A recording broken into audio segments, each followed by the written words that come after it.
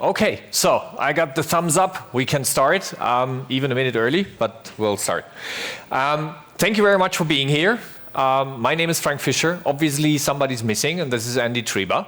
I will explain to you why he's missing in a second, and you still have the chance to meet him, so nothing lost by now. First, I would love to have a bit of a feeling, so to say, how you are set up. So, number one, who is already working with crossover or about to work with crossover within the next month? Please show hands. Okay, whoa, okay, super. So maybe you look around and you can ask these guys if what I tell you now is true or not true or marketing or whatever, and you can ask them firsthand. Who of you is actually working remote? Like 10%, 20% or so? Okay, so we have a lot of remote workers already. Is somebody of you not working with crossover but working 100% remote? Okay, see? Welcome to the 21st century. Good. So let's start. And first, as I learned, I need to start by introducing myself. So I did this nice little graphics because it tells a lot about me. Number one, I'm a typical Windows guy. And I know that this is a huge discussion, especially on the Java conference. But I stand to it. You maybe beat me up for that, but I'm still standing for it. So my name is Frank Fischer. I'm working for Crossover roughly for 4.5 months now.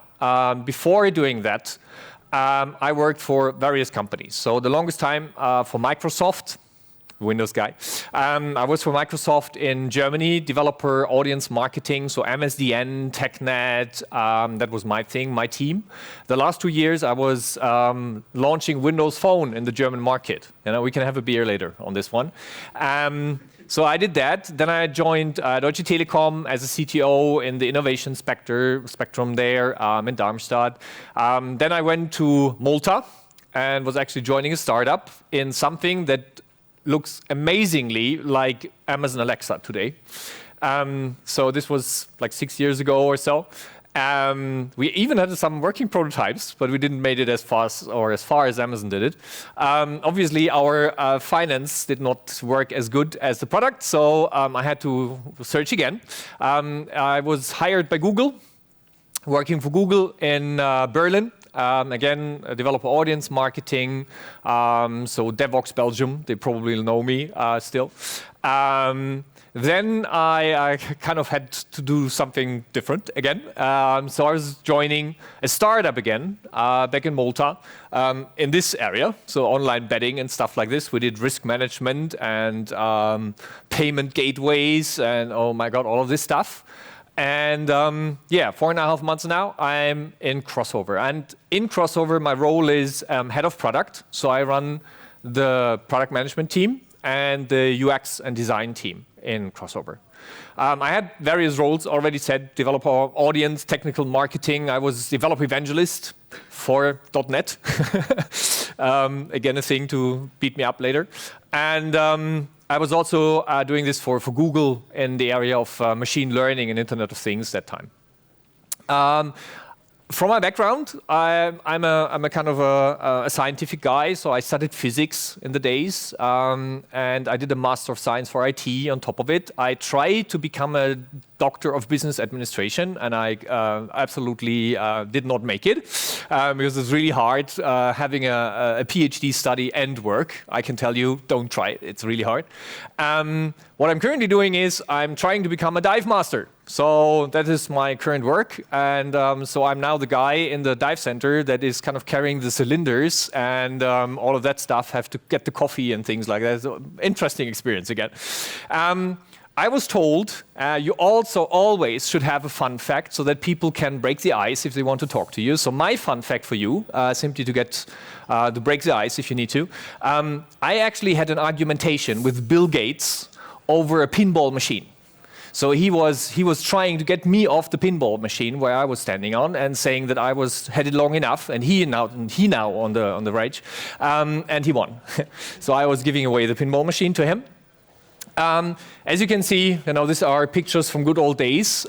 Still have the same haircut as I used to have. This was my time at Microsoft, that thing. So should give you a kind of an idea who I am, what I do. And I think you will learn a lot more about me during the presentation, because I want to take myself as an example on what is about to happen now here, on how this works with crossover. So, what are your next 50 minutes if you choose to accept it? And it's nice because it's really in the same way. If you already collected your bags, you will find this envelope there saying, don't open me. Only if you want to change your life, open it. And it's actually the crossover thing. So if you accept this mission, I would like to set, number one, the context. So what are we talking about? We're talking about cloud talent. This was in the headline or in the subject of this presentation. What do we mean with cloud talent? Why is this important? Why is it interesting? A lot of you are already working remotely, and I think you will already have it. I would like to give you a short introduction into crossover, how we do this. And the best conferences you can have are those that you get away from and you have no more voice. And I feel already that after one day here, I will have no more voice tomorrow. Because a lot of people already asked us and were interested in this, and they couldn't believe it, so perfect. I will try to answer this question. I will show you the crossover way of doing things. And I know that this is one way of doing it. It might not be the only way of doing it, but I would love to show you how we are doing it and what are we kind of focusing on and what is important for us. And maybe you can take bits and pieces to your work and do the same thing there, or simply apply it. Or if you choose so, you have a look into crossover itself and be part of crossover. And then do a summary and some call to actions as usual. Okay, so cloud talent. What does cloud talent mean? And the point is there are two words kind of combined to it. It's cloud and talent. So if we are talking about cloud within crossover, within the family of companies that we work with, we're talking about different things, different parts of the cake, so to say.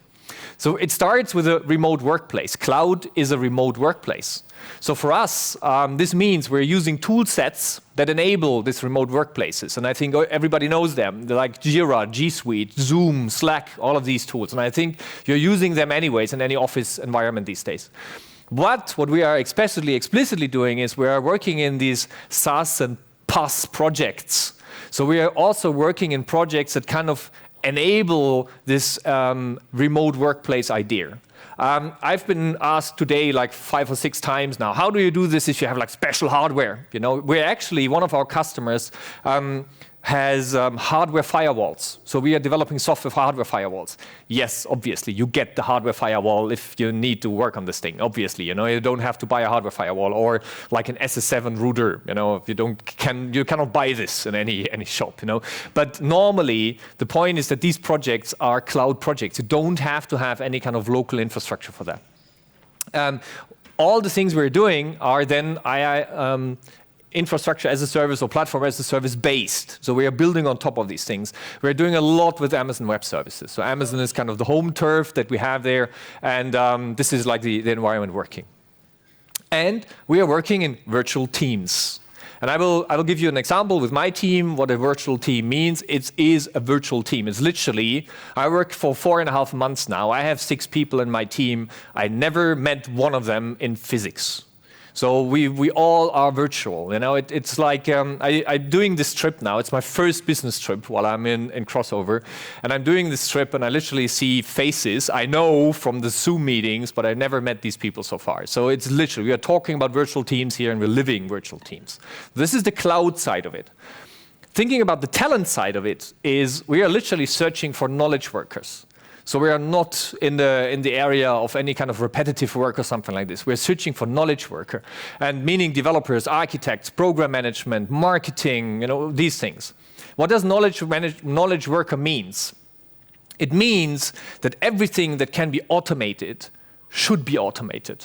Everything that you do twice or 3 times, you try to automate it. So you are not this kind of person that has a process and you're simply living in this process and you exactly know now the rubber stamp and giving it away.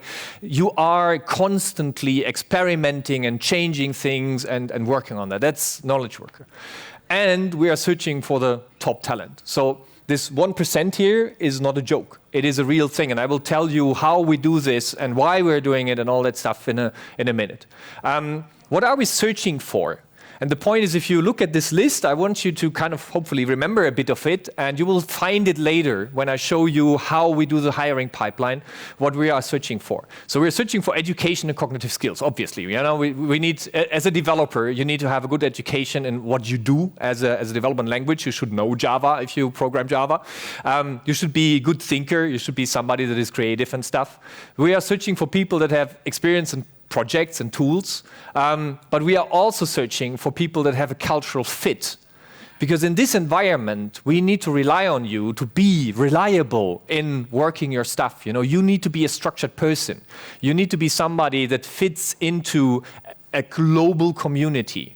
So now being political correct, quote unquote, is not enough. You need to have this kind of a feeling for other cultures and stuff like this. You need to be very good in communication. We all talk English. English is the lingua franca. We are only talking English. So you need to be a good command of English, obviously. And we do a clearance. We need to have trustworthy people. We're working with banks. We're working with insurance companies. We need to have a good CV behind the whole thing. So this is stuff that we are actually searching for if we talk about top talent. And this is cloud talent. This is what it's all about.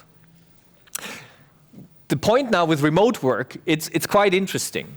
When I joined Crossover, this was also super new for me. I never did something like this before. I was working for Google, as I said, and I had a lot of colleagues all over Europe, all over America and stuff like this. I worked with nearshoring, outsourcing teams in Bulgaria, India, all over the place. So I had a lot of experience in that direction. But this is a kind of a very new quality to it. The point that I discovered now in Crossover is that a lot of companies, if you ask them, these managers and the guys that have the decision power there, they have this intellectual idea about remote work. You know, if you ask them, yeah, that's the way the 21st century works, right? Yep, that's the new way of working, and we all agree on this, yeah? But if you then make the switch and say, okay, let's do it, then you're getting this kind of it still feels new. It still is this kind of, can you really work absolutely remotely, never meeting your team members, It feels like a bit of, how should I say, enterprise. It feels like Star Trek. So on a way, it is already there. It is a reality. A lot of people here in the room already work remotely. Maybe partly, maybe 20% or whatever a week. But it still has this kind of new to it. And one of the things that we learned at Crossover is we need to react on the new. We need to be, so to say, adaptive to this situation we are in. I think 5 years from now, that will be totally different. Nobody will talk about it anymore. Everybody has accepted it. But now it is new, and we need to live in this world of new. First one is, what are the economical drivers? Why are companies doing this? What is the history of Crossover in this perspective? Crossover is coming out of an idea that happened because somebody in Austin, our main investor in Austin, he had the problem that he was acquiring companies, literally IT companies, or acquiring them, and he wanted to have these companies being staffed with people that help him to drive the next step in the vision of this company. And the problem was, Austin was devastated. There was nobody left over. The whole market was kind of sucked empty. So he was literally starving and having talent in his company. And then somebody came by and said, yeah, this global talent thing. And he said, okay, what does global talent mean? Global means global. This means you're not looking into, I build a team in Hyderabad because there are a lot of people in Hyderabad. Yeah. 2 months from now, Hyderabad will be empty. What is then, So the point is he was really thinking in global. So this was the major thinking of him. What he also found out was there are a lot of reasons, and I actually miscounted because there's 11 and I said 10. Interesting. There are a lot of reasons that make sense for companies to do that. And if you run a company, pick a few of them, and they're really making sense. So one of the things that I found quite interesting is this digital transformation. Currently, my ex-colleagues from Microsoft are putting it all over the place. Ralf Haupter, the guy that runs China in Microsoft, he's like the digital transformation man. And so what does digital transformation mean? Make a definition. Interestingly enough, you won't find a definition from Microsoft, while they're still kind of making the big marketing fuzz. What does it mean? So I found how to measure success in the digital transformation, and it's actually improved employee productivity. Okay. And one part of this digital transformation, for example, in Microsoft, is that they reduced office space. Microsoft in Germany, I know this because, former links, Microsoft in Germany moved offices. So my old offices, they abandoned, they are now new offices. The new offices are really nice, but they only can hold a third of all the people they have. So if everybody wants to work in an office, they don't have enough space, simply said. So the point for them is they want to enable people to work from wherever they want to work, wherever they be, from home, whatever. So it is part of this digital transformation. And the idea why they're doing is to make people more productive. And this is actually remote work can increase your productivity. Drives efficiency, global talent, obviously, because if you go global, you go global. It's boosting morale, turnover, da-da-da-da-da. Everything with an underline is actually a hyperlink. So I will upload the slide deck, and if you want to have the sources, I can prove what I say here. If you want to have the sources, simply click on it, and you will be on the website that shows exactly the research that is behind that. I think stuff like real estate costs and less travel, good for the environment and stuff like this, it's all kind of obvious. What is about the productivity thing? And it was very interesting today. I talked to a lot of people because they asked me, how do you do this with the processes? You want to do Scrum, but you're totally all over the place. How does this work? And the point that I was making is we like to do it with a very virtual team because it's making us more productive. Why does it make us more productive? Because the point that makes you not productive is the constant disruptions you have. If you're kind of a senior developer guy, you know what I'm talking about. Constantly, like every 10 minutes, somebody shows up or sends an email or pings you or whatever, and you're out of your thinking and you have to answer this damn question, and then you try to get back in what you just started. The point that we make is we are really hard on our traditions. So if we do a daily stand-up, please be at the daily stand-up because we need to communicate in the team. But if you decide to have a deep work phase, you have a deep work phase because you can switch off the whole communication and you simply concentrate on your task at hand. And you can do this, and there's nobody flying to Melilla, in my case, to knock on my door and say, hey, you switched off your email, but I'm here now, can we talk about... No, I'm off, and I can do this. I can literally have my concentration phases. So this is really cool. And this is the reasons why companies are actually looking into this. And it makes sense. Now let's look on the flip side. Let's look on your side of the coin, like my side of the coin as a person. So I like to live in Malta. I'm a German guy, but I like to live in Malta. And the reason why I initially left Google was they forced me to live in Berlin. I mean, it's not bad to live in Berlin, but Malta is better. Especially if I have a family and they are living in Malta. So the point that I see for me personally, that was like the most attractive point that I was first looking at, was this kind of being able to be located where I want to be located.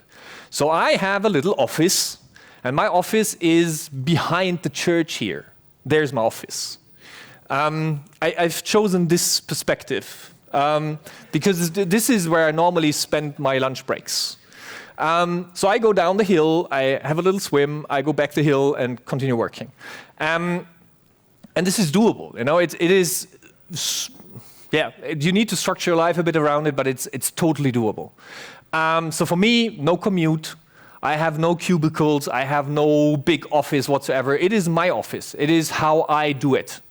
And like 2 weeks ago, I decided to have a week in Berlin because a lot of my friends were there and I wanted to see some of them again. So I flew to Berlin. There's a direct connection now, nice, from Malta to Berlin. I spent a week in Berlin. I was working every day, did my work, sit in a co-working space there. In the evening, I met my friends, and I had huge fun. I could have spent as long as I want in Berlin and then go back to Malta, whatsoever. You know, the point is I'm free in this decision. One of my colleagues, my Polish guy in my team, he's spending the summer in Poland, and the winter, the Polish winter, he goes to Thailand because he hates winter. And in Thailand, he's jumping from one island to the next. And he said to me, you know, next winter, he probably won't stay 6 months in Thailand. He will stay for 4 months in Thailand because he wants to spend 2 months in Tokyo. Go ahead, you know, have fun. The point on this is that you have this freedom. This was, for me, one of the major points in choosing this. What I also found was, like, we have really great projects. The projects are really nice. They are really challenging, and they're really good. And the point why we get these projects is because we are in this 1% thing. We have a lot of very good people, so they trust us to do these projects, and that's really nice. Meaning people, great colleagues. I have to meet somebody in crossover that I don't like, to be honest. I mean, yeah, take it as a marketing, but talk to other people, find it out. Talk to other crossover folks and you'll find it out. So it's really nice. It's a very interesting community of people. What you're building up is a co-working community. So it's not all about sitting alone in front of your machine or something like this. We are building a network of communities and co-working centers where we meet, have like the social part of it, talk, have a beer, get education. As an example, what I'm currently building in Malta is I want to set up a co-working and co-living space where crossover is kind of related to. So the idea would be that we have the opportunity that you can come to Malta, you can stay for 3 months, 4 months, everything will be there. You have like a hotel around you, but it's cheaper. It's actually only a third of the order. But yeah, we have everything. We will have barbecue on the top of the roof every night. We will have people from the university coming in, giving presentations, stuff like this, in an international crowd.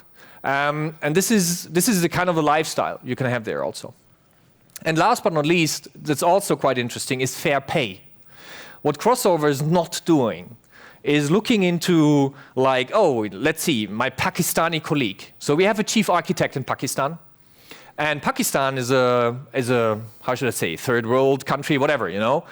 So obviously we can pay this guy like, what, 25% of an American guy or something like this?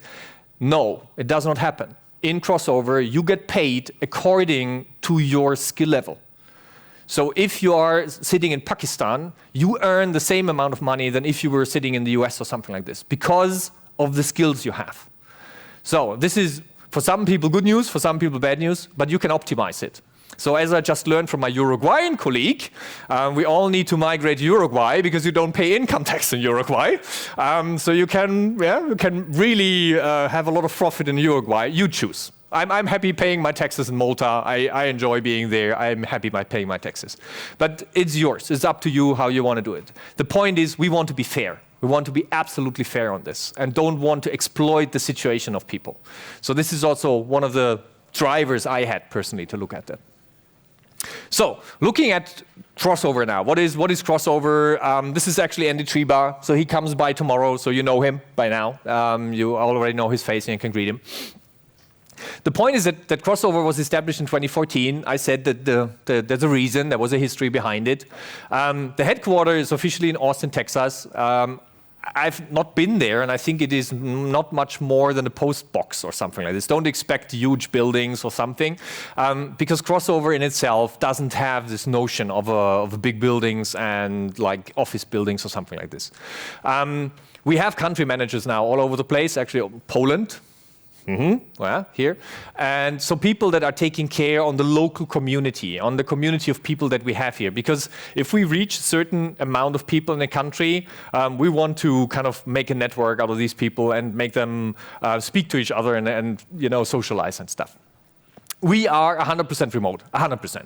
You know, there's literally no office whatsoever.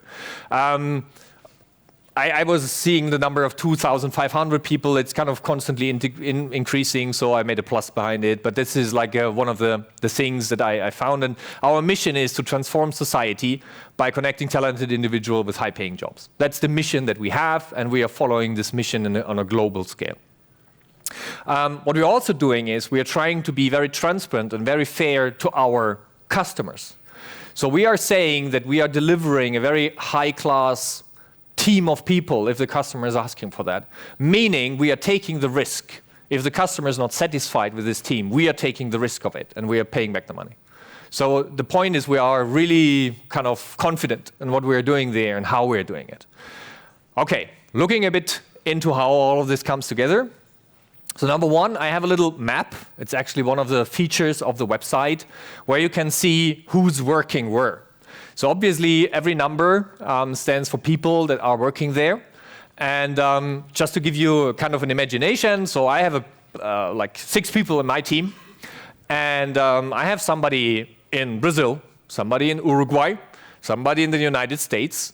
I'm sitting in Malta, having somebody sitting here, and I have somebody sit here. So this is my team. So one question. Yes. How do I deal with the time zones? Thank you very much. Give me like 10 minutes, okay? I'll come back to this one. It's parked. We'll answer this. Okay, how do we deal with time zones? Very good question. So this is how crossover is distributed. So we are literally talking about like really international. I think you can agree with me. It's like every country on this planet has somebody. There are some people shy of telling us where they actually work. So some of them are located in the middle of the ocean because we don't have enough information. I guess they are working not on a sailboat or so, but they could if they want. But this is like the distribution we have. So we mean it, what we are saying. So what is the recipe for success? Time zones, problem, obviously.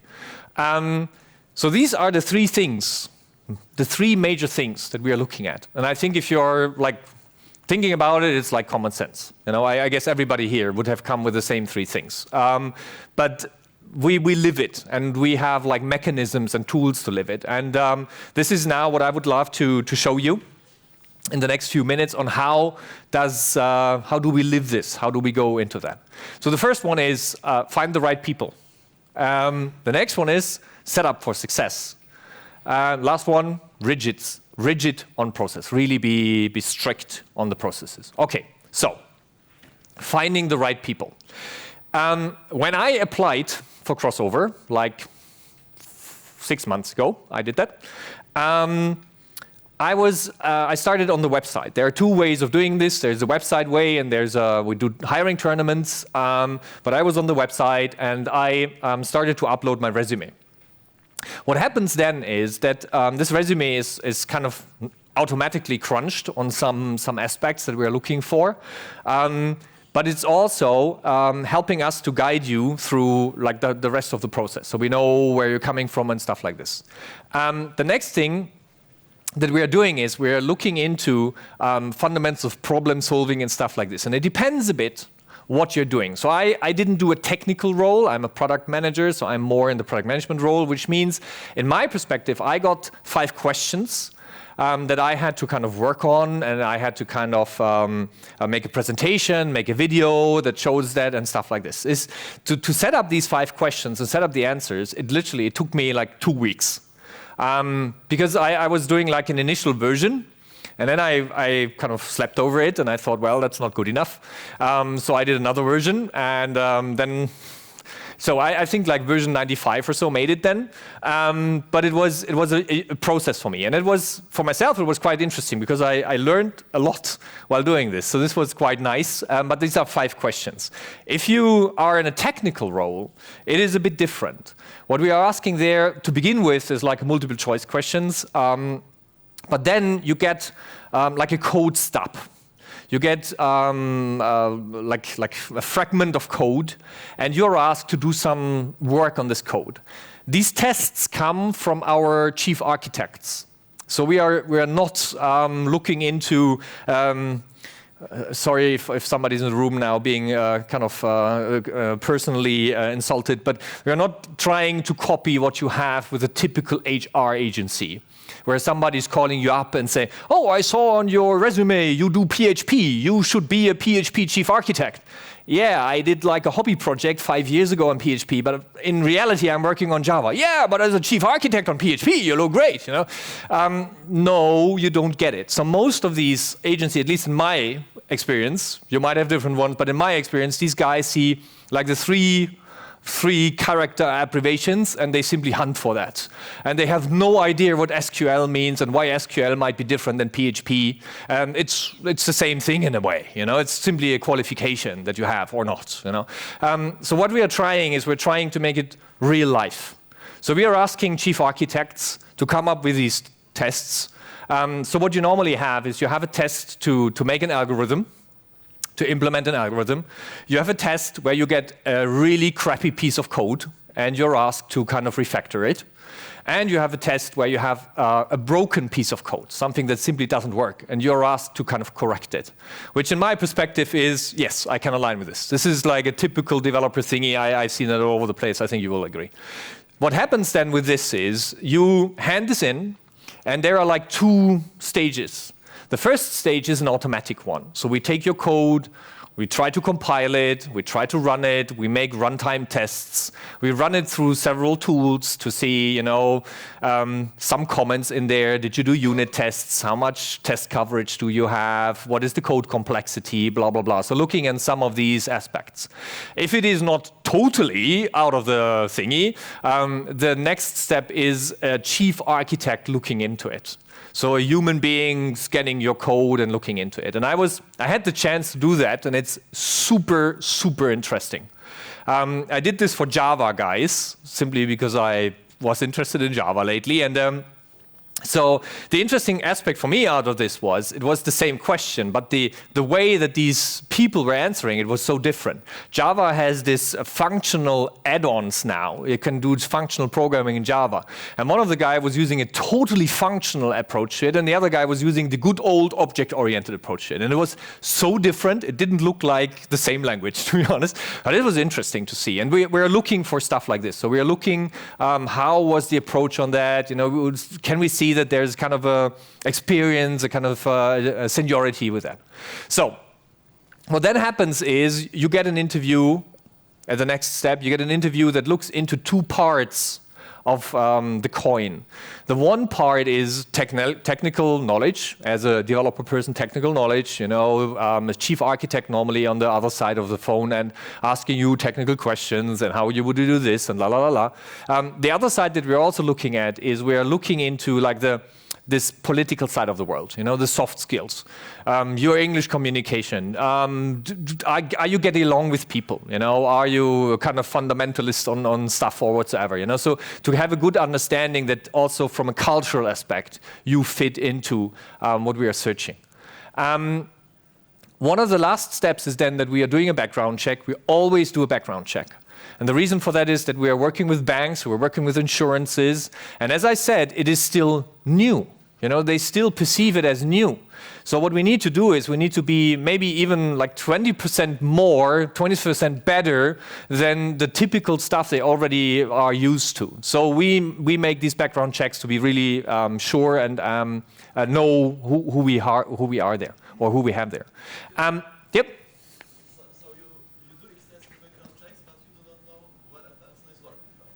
Sorry, I didn't get it. We do background checks, but? Yes, but there was a snap, and you said that you do not know where some of your workers live. Yes.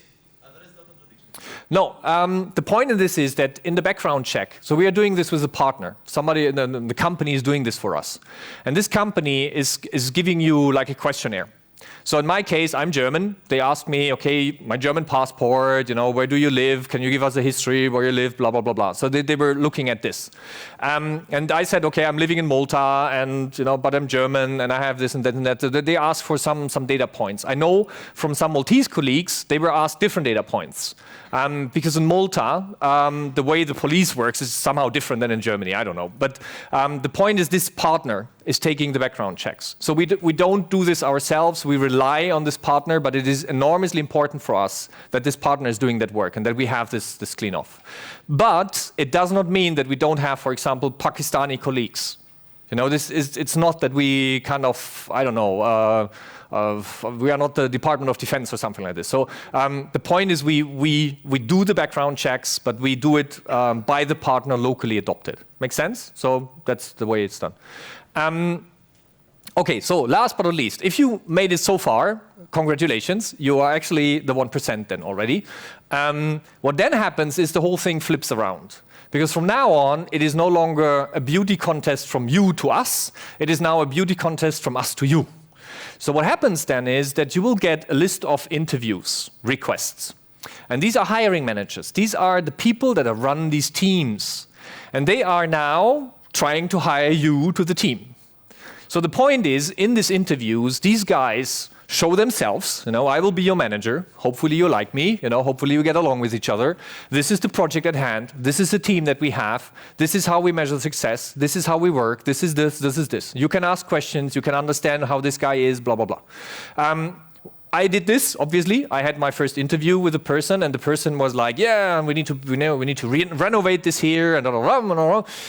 And I was kind of, like 20 minutes down the road, I said, my impression is we don't have the same frequency. I mean, you are a nice guy and we're absolutely everything's super, but we don't have the same frequency. I'm this T-shirt and sneaker guy, and I'm really energetic, but you need somebody with a tie, and so I think we don't go along.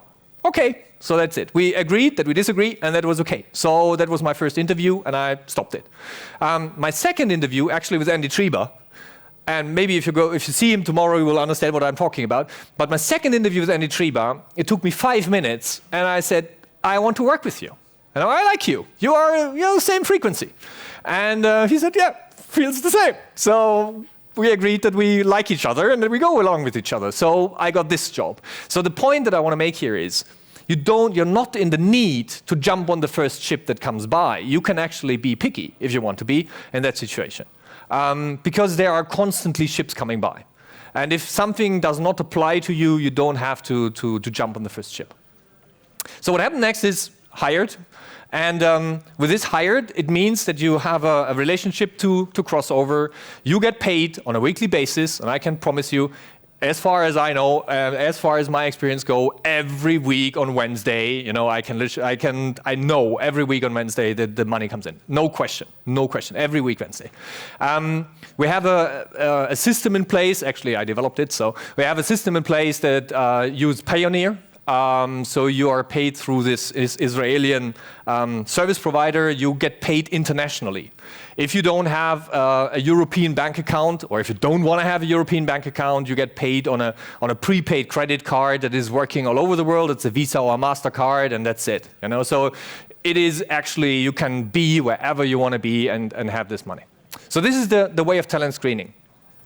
On the one side, this is what our customers are asking us for. They want to have this kind of 1%, this global talent. We talked about talent, cloud talent. On the other side, this is really cool for you, because this is the type of kindergarten that you want to work in. These are the people that you want to work with, because they go through this process, and they are the 1%ers. It's really cool to work with these people because they are smart. It really makes fun. So it's for both sides of it. It's really, really nice to have that. Okay. Next, high performance teams, and we're talking now about time zones and all that stuff. What we need to do and get these teams, so to say, set up for success. There are some challenges we have to overcome, while having a lot of benefits by side of it. So what are the typical challenges? We're talking about time zone differences. A super typical challenge. Typical challenge is that you need to have a process. You need to work along a clear metric and all of that stuff. So what we are doing is we are super data-driven. Because one of the challenges, again, is all our customers are new to this.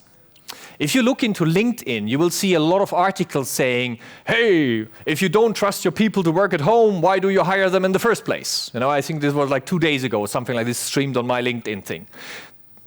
Yeah, why? Because it's new.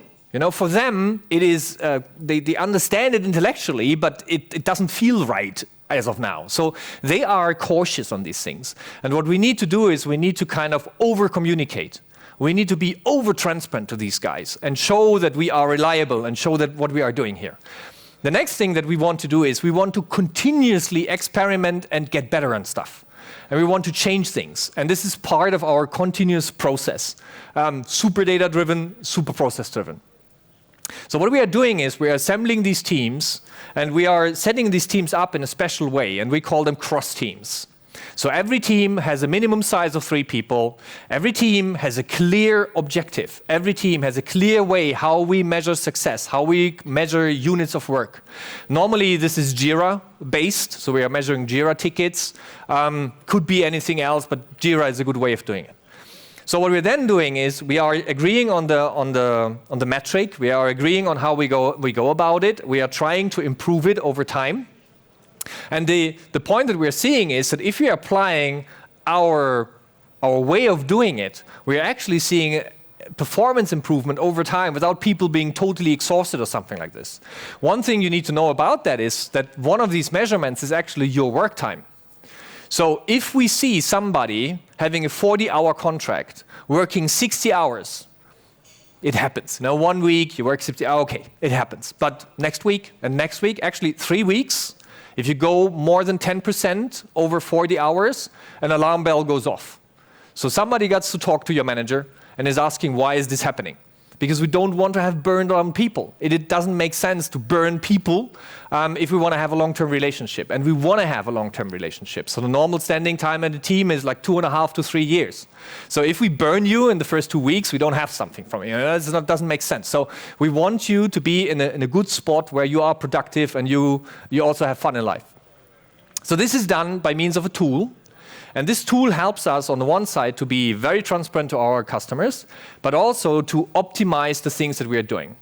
So one way of optimizing things is that we are looking into, okay, so where do you spend your time in your week? So the blue part here is development work. The green part is meetings and like email communications and stuff like this. And what we are trying to do is, since we are this transparent, we can turn around and say, hey, look at it. We spend 30% of our time in meetings. We should spend this in development time, right? So something's wrong here. We need to change something. And the point with this is it's not like, it feels like a lot of meetings. It is a number-driven thing. So you're data-based here. And this is how we constantly optimize the way we're doing things and stuff like this. You don't have to think like every minute, you get a little electric bump if you don't do the correct thing. That's not the case. We know that life is not a spreadsheet. But the point in this is that we are constantly trying to improve the process, constantly try to make things better and clear. Focus on delivering the value and having the productivity gains. Now the big question was, how can we overcome things like time zone differences? And time zone differences is something you have to absolutely stick to the process. So the point is, in my team, as I just said to you, it's kind of globally distributed. The first person to wake up in the morning is our Indian colleague. So she's waking up and she's taking the morning shift. In like midday Malta, like noon, it's getting to the end of her day, and my Uruguayan colleague is getting out of bed. So he's starting. What we then have is we have our team meeting. And this is our tradition. So we have a team meeting. We meet all of us for normally 30 minutes. And she is giving the handover to him and saying, okay, this morning I was in this stand-up meeting. I talked to this guy and there was this question, and I'm done with this now. And he's taking over that.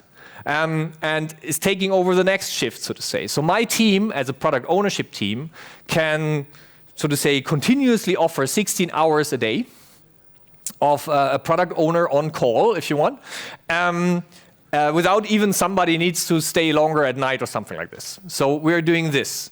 For us, this team meeting is enormously important. This is the glue that keeps us together. And we need to make it good and sharp and really well structured, but this is the glue that keeps us together. Communication is enormously important, over-communicating. Talking more than you thought you should, but it's very important to have that. Not bubbling, having it in a structured way, but over-communicating. And we're doing this every day. And that helps us doing this. The next thing is that our tool that we built to kind of manage all of this, Work Smart, helps us to manage the time zones. So whenever you pop up something, you look at somebody, you see the time zone, you see what the difference is. So I am at 12 o'clock now, for this guy it's 5 in the evening, blah, blah, blah. So you always have this information also being displayed in that. So what we did now is, and this is one of the key sources for us, is we are trying to get everything in a way codified. Everything being really clearly outspoken. We have the playbooks that are behind this. We're constantly changing the playbooks, constantly doing new playbooks, and we are trying to automate these playbooks as much as possible. And the way we're normally going into this is that we follow this little process here to generate playbooks on how we about to tackle things. How do we go with things? How do we have the traditions that we follow? From a developer perspective, which probably will be the most important for you, I guess, from a developer perspective, what we do is we are Scrum people. So we're living Scrum. We have a Scrum Master. He's a Polish guy. No joke. So he's a good Scrum Master. He's really good. And what he introduced was a typical Scrum dance. We in the current project I'm working in, we are in Scrum number 5 currently, and we are doing the daily stand-ups. We are doing the retrospectives. We are doing the Scrum planning. All of that stuff is part of that, and you know how this looks like. The point that we are making really explicit is that we are really hard on that process. So we are taking Scrum very, very severe. Not because we are religious on Scrum, not because we believe in the religion of Scrum or something like this. If we need, we change the process, not a problem. But the point is, we need to be very structured in how we interact with each other and having people in the loop and continuously communicating on this. So this is the thing within the team.